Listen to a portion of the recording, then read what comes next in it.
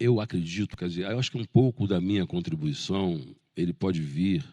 de um tema que eu não necessariamente estudo, mas ele pode vir do meu lugar de fala, que é das favelas, que é da onde eu venho, que é da onde eu sou, é onde eu trabalho e, sobretudo, onde eu tenho tentado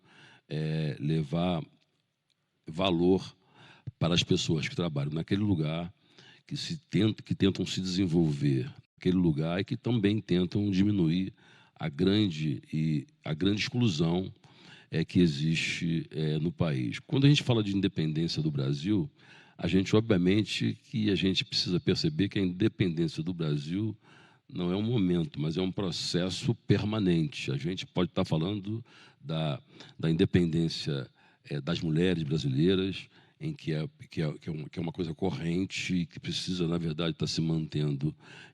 o tempo todo. A gente pode estar falando aqui da independência dos negros brasileiros, que não se deu. O fato de ter trazido aqui, de ter voltado aqui, nesse papo de hoje, a necessidade de se manter as cotas nas universidades, a importância que é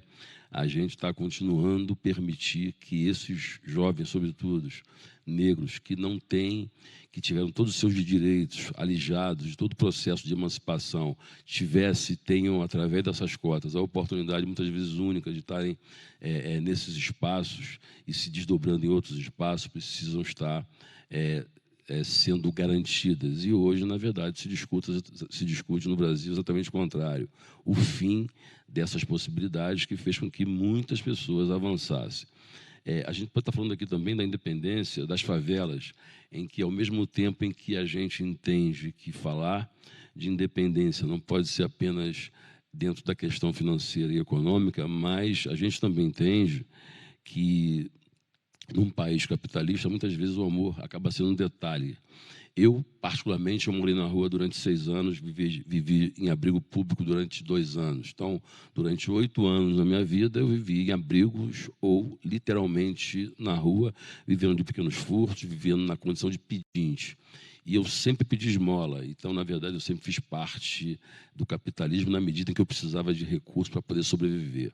Então, quando a gente pensa nas favelas, na emancipação, a gente está pensando não só em como desenvolver o empreendedorismo na base da pirâmide, mas, sobretudo, a empregabilidade na base da pirâmide, uma vez que a gente precisa gerar riqueza, precisa gerar renda. Do contrário, a gente vai sempre pensar no Brasil. E aí precisamos entender de que Brasil que a gente está falando, porque existe um outro Brasil com 17 milhões de pessoas. E se a gente não desenvolver o país de uma maneira em que seja um desenvolvimento para todos, a gente vai simplesmente ter um país que cresce, que se desenvolve, em que a gente pensa nele, em que ele pode amanhã virar a primeira potência mundial, mas se as favelas, como um país que são com 17 milhões de pessoas, com uma economia hoje de 137 bilhões anuais, também não se desenvolverem, a gente só terá aumentado a distância do país que cresceu e da favela que ficou no mesmo lugar. E entre esse desenvolvimento de um território